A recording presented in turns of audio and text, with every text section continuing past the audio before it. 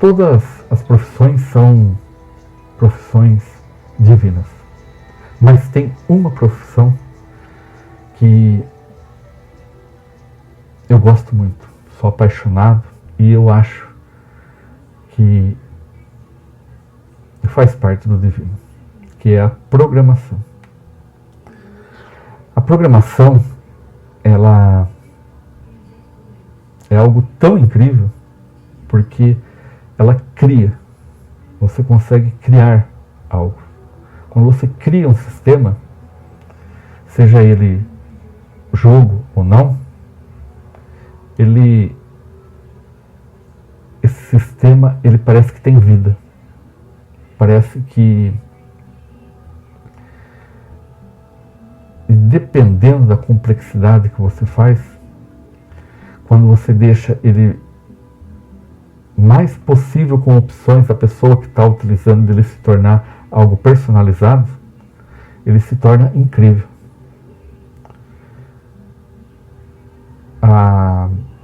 Os sistemas existem para facilitar, né? São algoritmos, né? Sequências que fazemos para que ocorra o processamento de dados. E o processamento de dados, ele tem o input, né, que a pessoa entra com as informações. Toda pessoa que senta na frente do computador, ela é um usuário, uma usuária. Então, o programador, o analista e tudo mais. Então ele está usando o computador. Então, através de informações que ele imputa, que ele coloca, ele faz o processamento e depois tem a saída, que é o output. Como se fosse um liquidificador. Você coloca os ingredientes, ele bate e dá a saída. Então, quando você faz uma programação, você coloca o algoritmo naqueles dos if, se acontecer isso, faça isso e tudo mais. E é claro, né, dentro do computador, tudo é de forma digital, né? E a forma digital é tudo 0 e 1, né? São binários, são coisas 2D. Então, também, todo o processamento que é colocado dentro do input, ele tem que ser transformado, transcodificado para esse 2D, para que essas informações elas sejam sequenciais. E aí, através de uma maneira lógica, o sistema acaba organizando e, de acordo com que a pessoa, das opções que ela tem para escolher o que ela quer, aí o processamento ocorre e é fornecido para ela o resultado. Então, dentro de um game, né, um game, ele tem o quê? Tem, vamos supor, um boneco. Para esse boneco ele estar lá, ele tem que ter uma construção de pontos e ligamento dos pontos. Se for um 3D, ele tem que ser x, y, z. Os pontos. E cada ponto, que a gente chama de vértice, né, que tem 3 pontos, tem que formar um polígono. Então, primeiro ele forma um line, né, e aí vamos supor que seja um triângulo. Então, desse triângulo, ele é uma parte do polígono. Então, imaginem a quantidade de informação que é. São milhões de informações, principalmente no 3D. E não é só ter o boneco. O boneco ele tem que estar lá, mas ele tem que poder se mover. Então ele tem que ter estados.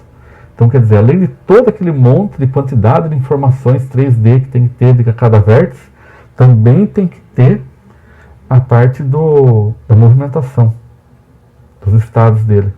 De repente a cor da roupa e tudo mais. E além de tudo isso, tem que ter o que? A lógica do jogo. Ele tem que sair daqui, ir correndo e pular lá. E se no meio do caminho tiver um cogumelo? Né? Aí ele come o cogumelo, ele cresce ou ele começa a voar. Quer dizer, a quantidade de informação é muito grande. A complexidade é muito grande. Hoje em dia nós temos sim os workspaces, os engines, que facilitam muito isso. Você pega um boneco 3D que foi feito, seja ele no Maya, no Studio Max, no ZBrush, e arrasta ele para o mundo, e ele já assume um esqueleto, e a partir daquele esqueleto já tem os movimentos. Mas antigamente não era tudo assim. Então, qual que é um dos problemas disso? Os games, eles acabam ficando todos mais ou menos iguais. Então isso nós estamos falando somente da programação de jogos, né? Quando é uma programação de sistemas, Então, o sistema hoje, nós temos os sistemas parametrizados. Então, antigamente era feito um sistema específico. Então, para a loja que vende roupas, o sistema era específico para roupas. Não dava para vender peças de automóveis. Tinha que ser feito um outro sistema. E vendas de gasolina era um outro sistema. Hoje em dia não. Hoje em dia, com os sistemas parametrizados, o mesmo sistema, você vai lá e configura ele para ele trabalhar com vendas de roupas ou vendas de sapatos ou vendas de peças de automóveis. E isso dentro da área de vendas. Mas também tem esses sistemas parametrizados que ele consegue ter, além do controle de vendas, ele tem a parte de produção, tem a parte da matéria-prima, etc. Tem a parte da expedição, tem controle de cliente, é imenso. Então é muito interessante essa parte da programação. Além do que, a programação sempre evolui. Hoje temos linguagens de programação de alto nível que elas são muito fáceis. Um parênteses aqui, né? A linguagem de programação, quando ela é de alto nível, ela é mais fácil. Só que ela até permite mais personalização, mas dentro dos critérios daquela linguagem. Então, para ela se funcionar, elas são tecnicamente mais lentas, né? Não se pode comparar eu vou falar de uma linguagem, um Java, com um C. O C, ele é muito mais rápido que o Java. Certo que os propósitos são mais ou menos diferentes, mas é o quê? É porque a parte do C, ela está em baixo nível. Ela é muito mais complicada. Porém, ela se torna mais possível você personalizar. Dá para se criar coisas bem diferentes. Com o Java você está mais ou menos limitado, vamos dizer assim, né? Embora o Java,